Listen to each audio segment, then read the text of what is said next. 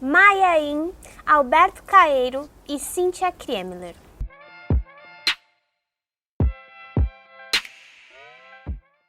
Olá, eu sou a Tami do Literatami e este é mais um vídeo do quadro Mais Poesia. Neste quadro, eu sempre trago a obra poética de 3 autores que eu li recentemente e comento brevemente as minhas impressões sobre as leituras. Então, se você gosta desse tipo de conteúdo, já aproveita para curtir, comentar, compartilhar o vídeo. Também quero agradecer aos apoiadores do Literatami que possibilitam, que viabilizam esse projeto, a continuidade desse projeto que é o canal Literatami. E também digo que quase toda segunda-feira rola lá no canal o Poesia na Segunda, lá no Instagram do Literatami, em que eu trago a leitura de um poema e todo mundo pode participar usando a hashtag. Então corre lá pro Instagram para conhecer mais esse projeto. Hoje a gente começa falando sobre a poesia da Maia In, que foi uma escritora, poeta, educadora e ativista alemã. O seu pai era de Gana e a mãe era da Alemanha e quando criança ela foi adotada por um casal branco de origem alemã. Muitas vezes essas informações sobre a vida do artista não têm grandes relações com a sua obra, mas neste caso elas se relacionam sim, porque a poesia da Maia In, ou ao menos as deste livro aqui, Você é Afro-Alemã, dizem muito respeito à sua identidade. A Mai dedicou grande parte da sua vida à investigação dessa identidade afro-alemã, através de estudos acadêmicos, como por exemplo pela sua tese de doutorado, mas também pela sua poesia. E ela recebeu o incentivo de Audre Lorde, uma feminista super importante para o movimento feminista, com quem ela teve contato e conviveu lá na Alemanha. Essa autora tem pouquíssima coisa publicada aqui no Brasil, na verdade o único livro que eu encontrei dela foi este aqui, que me foi indicado pela Cat Valêncio, lá na livraria Africanidades, que é uma livraria aqui na periferia de São Paulo, voltada à venda e divulgação, veiculação de literatura de origem negra. Então a Cat me indicou esse livro, que é uma reunião de poemas feita pela Jess Oliveira, que também traduziu esses poemas, e essa tradução faz parte da sua tese de mestrado intitulada Maia In e a tradução da poesia afrodiaspórica de língua alemã, de 2018, que eu vou disponibilizar aqui para você, caso você queira ler. Os poemas selecionados abordam as particularidades das vivências afro-alemãs. Então eles são poemas a um só tempo de enfrentamento e também de acolhimento por meio da determinação ou antes da autodeterminação, que dá contornos ao movimento de se apropriar da sua identidade, da própria identidade da Maia In, que é uma identidade sob ameaça de apagamento e de deslegitimação pela sua aparência de não lugar ou de não pertencimento, e é uma identidade que, através dos poemas, a Maia In vai defender em todas as suas especificidades e diversidades. Então ela tem uma poesia tanto histórica, pelo senso de coletividade que encharca esses versos, como se ela estivesse falando por muitas vozes, e também quanto particular, porque parte de uma perspectiva única sobre si e sobre os seus, sobre o seu estar no mundo. Eu achei esse livro realmente apaixonante. Essa edição foi feita pela própria Jess Oliveira, manualmente, eu vou mostrar mais detalhes para vocês, mas assim, foi diferente de tudo que eu costumo ler, assim, diferente do que costuma chamar a atenção no mercado editorial brasileiro em termos de poesia, e eu vou ler para vocês um poeminha. Blues em preto e branco. Como sempre e mais uma vez, aqueles divididos, vendidos e despedaçados, aqueles que sempre são, foram e devem permanecer os outros. Como sempre e mais uma vez, os reais outros se autodeclaram os únicos verdadeiros. Como sempre e mais uma vez, os reais outros nos declaram guerra. É um blues em preto e branco. 1/3 do mundo pisoteia os outros 2/3. Eles festejam em branco, nós de luto negro. É um blues em preto e branco. É um blues. A Alemanha reunificada volta a se autocelebrar em 1990, sem imigrantes, pessoas refugiadas, judias e negras. Ela celebra em círculo íntimo, celebra em branco. Mas este é um blues em preto e branco. é um blues. A Alemanha unida, a Europa unida, os Estados Unidos celebram em 1992 500 anos de Colombo, 500 anos de expulsão, escravidão e etnocídio nas Américas, na Ásia, em África. 1/3 do mundo se une contra os outros 2/3. Ao ritmo de racismo, machismo e antissemitismo, querem nos isolar nossa história, apagar ou mistificá-la até torná-la irreconhecível. É um blues em preto e branco. É um blues. Mas nós já sabemos. 1/3 da humanidade celebra em branco, 2/3 da humanidade não vão à festa. O segundo poeta de hoje é Alberto Caeiro, um dos heterônimos do Fernando Pessoa, na verdade um dos heterônimos mais importantes do Fernando Pessoa. Então tem muita coisa já escrita, estudada, analisada sobre ele.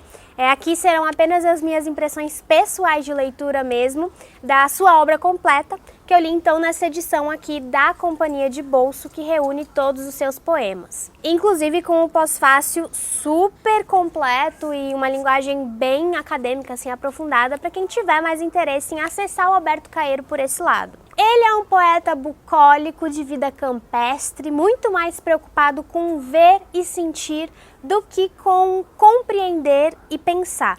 Na verdade, ele combate duramente o pensar em busca de se fundir a essa natureza que o rodeia, e ele quer mesmo se tornar a própria natureza, que não raciocina ou tenta entender as coisas, simplesmente é. Assim ele constrói a sua obra poética como uma grande ode às sensações, valorizando o sentir antes do sentido, o sentir antes do nomear, o que ele chama de aprendizagem do desaprender. Ele enxerga pouco ou nada de relevante na intervenção humana sobre o mundo, sobretudo na natureza, e diz: assim é a ação humana pelo mundo afora. Nada tiramos e nada pomos. Passamos e esquecemos. E o sol é sempre pontual todos os dias. Embora mesmo para ele não pareça tão fácil acreditar nisso, sobretudo porque ele é poeta e, portanto, ele se vale do pensamento, transformando a tão louvada contemplação em linguagem, para manifestar de maneira definitiva, porque registrada, que os sentimentos e as impressões são mais importantes que as suas racionalizações que ele divide com a gente. Para mim, então, é como se ele escrevesse para se convencer, porque para defender essa soberania do natural e da natureza sobre a artificialidade humana, ele se vale justamente de artifícios criados pelo humano.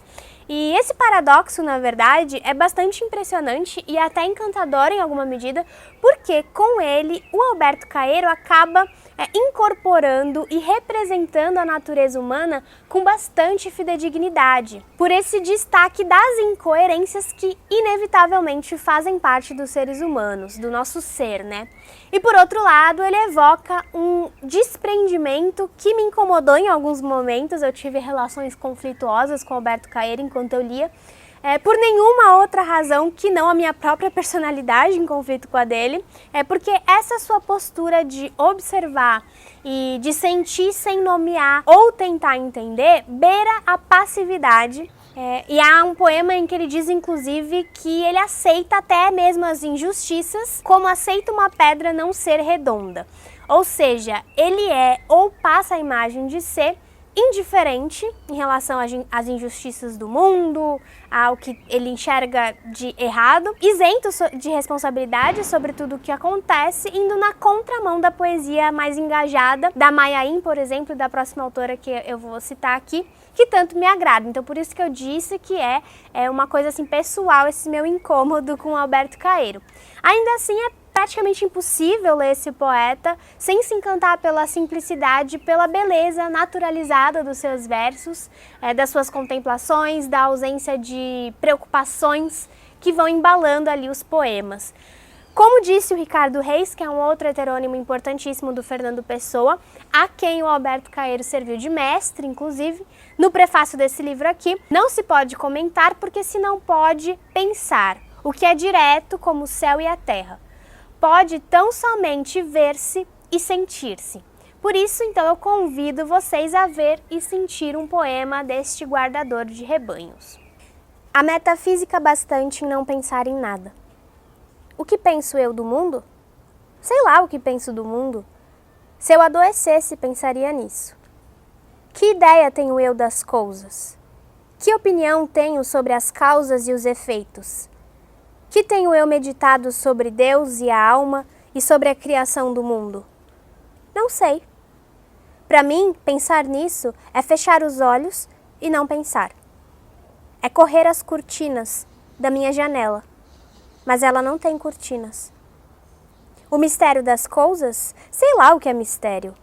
O único mistério é haver quem pense no mistério. Quem está ao sol e fecha os olhos, começa a não saber o que é o sol e a pensar muitas coisas cheias de calor.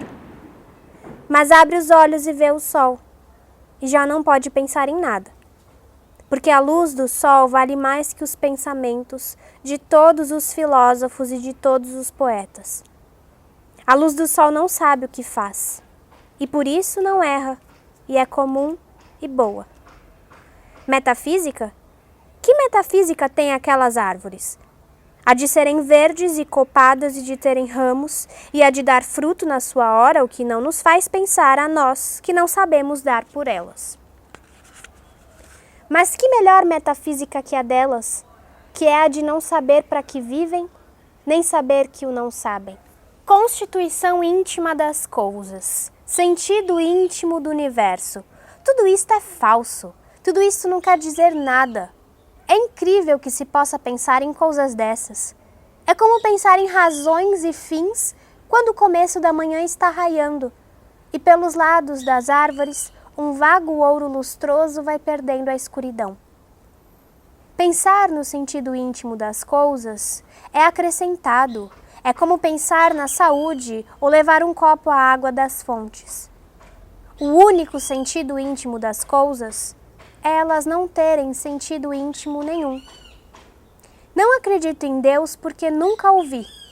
Se ele quisesse que eu acreditasse nele, sem dúvida que viria falar comigo e entraria pela minha porta adentro, dizendo-me: aqui estou.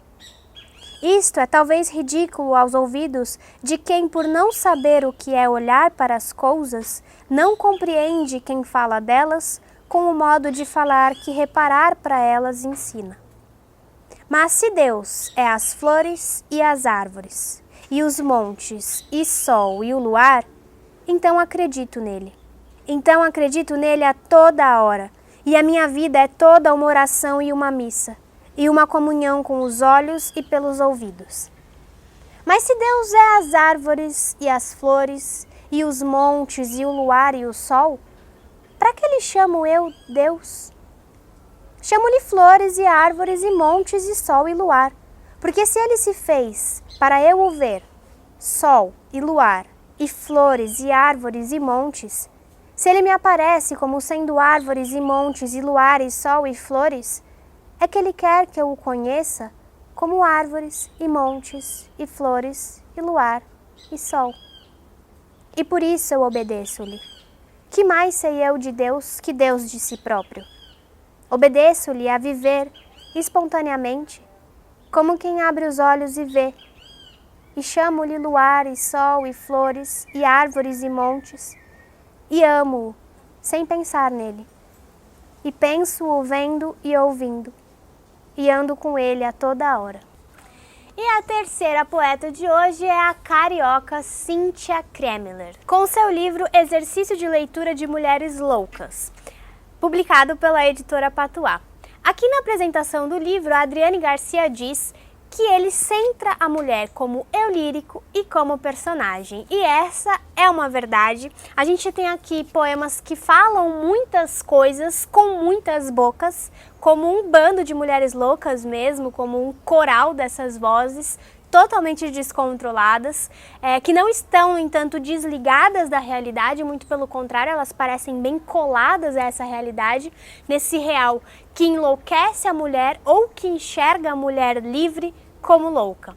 Eu digo livre, aqui dentro do livro, no sentido de libertada das convenções sociais, dos papéis que se espera que uma mulher cumpra, partindo desse princípio social que chama mulheres incontroláveis de perigosas, que defende que é preciso mantê-las sob as rédeas, a Cíntia desenha os caminhos que unem, que relacionam liberdade, descontrole e loucura femininas, mais do que só subvertendo os polos dessas classificações, mas verdadeiramente ultrapassando esses polos. Para isso, ela se vale não só desse coro de vozes desgovernadas, como também de temas violentos, de temas eróticos e de temas escatológicos também, passando longe de qualquer estereótipo de submissão e delicadeza que ainda possa recair sobre nós mulheres.